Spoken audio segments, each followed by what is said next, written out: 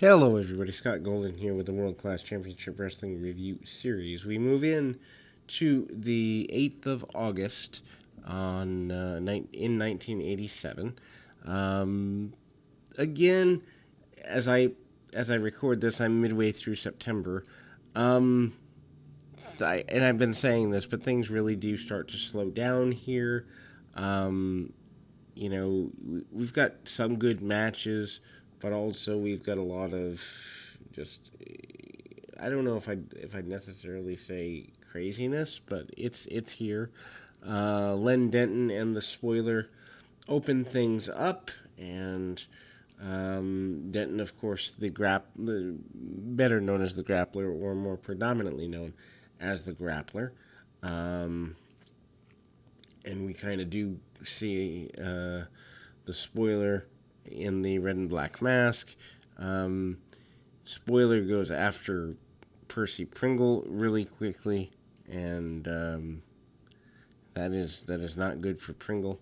Denton is very little where to be found. Denton does come in from behind, but Pringle takes a good number of shots before getting saved by Denton.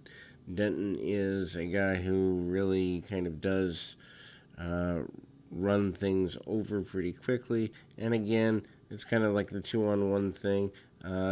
Pringle's cane is meant to be used to help Denton, but he nails Pringle with the cane, which is kind of a little misunderstood. Obviously, walking away from that, I don't even know that the match officially gets started. But what I will say is there is a kind of a tug of war deal with Arsini and the Spoiler, and kind of Ted Arsini. And this is from another kind of like a house show type thing. But anyway, Spoiler tries to come back. They do the thing with the rope. Spoiler tries to come back, and interference and a complete beatdown by like 4 or 5 different members of the leadership, for lack of a better term, under the leadership of Percy Pringle. Spoiler gets beat down. Just wonder about the placement of this particular segment. To me, you could have put this before the segment with Denton and gotten a lot further in storytelling methodology. Sean Simpson, the younger brother of Steve Simpson, who's been here um, all along, kind of, that's kind of there. But anyway, he's fighting boy Tony. The takeover and arm drags are pretty basic, as are the benefit of the benefit of just kind of working the arm for quite a bit. Simpson is 18 or so years old, brand new to the sport, brand new to wrestling, and getting an opportunity at the Sportatorium is not a bad deal. Boy Tony misses with some shots, but does cheat to get his adversary down, takes him down, and drops a knee across the chest and manages to keep it going for a little bit.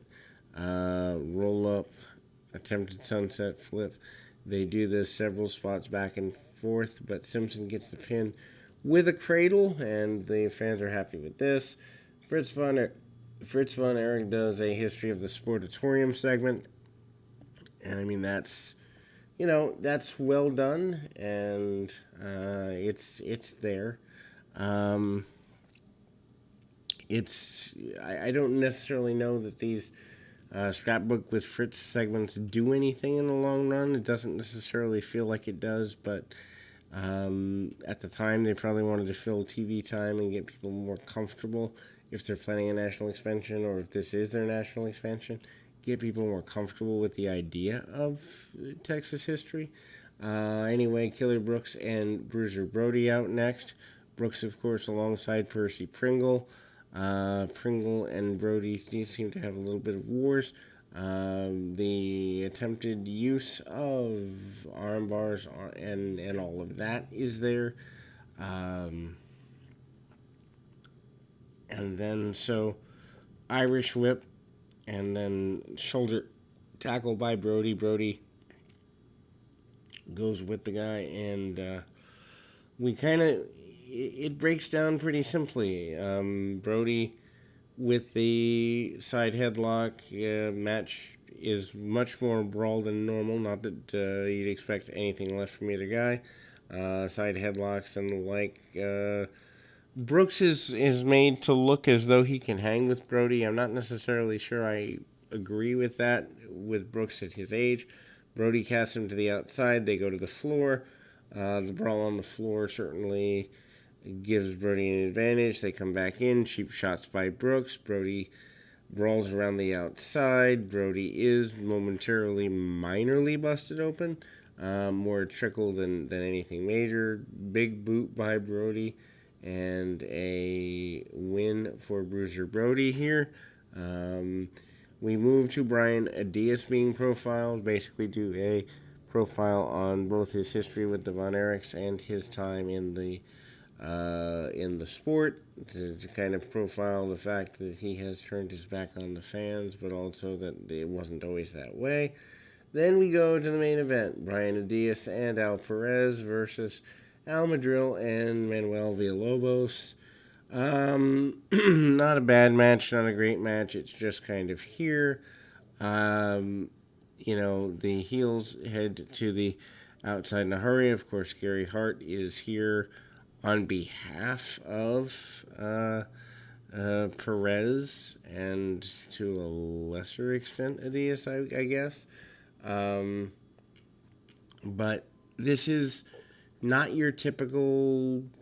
I don't know. It's not a bad match, but there's a lot of double switching by the heels, beat down by the heels. Perez looks solid here. Finally, former partner Madril does get a pretty good measure of revenge, although very basic punch kick style on Adias.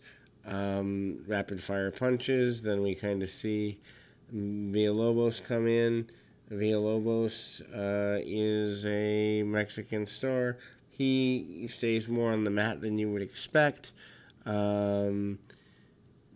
Nice vertical suplex by Perez. Perez actually does the spin around with the suplex. Perez, to me, is a guy who never got everything he could have out of his career. He hits a flying knee drop that looks really good. We come back with Adias being in there with Villalobos, and that goes pretty okay.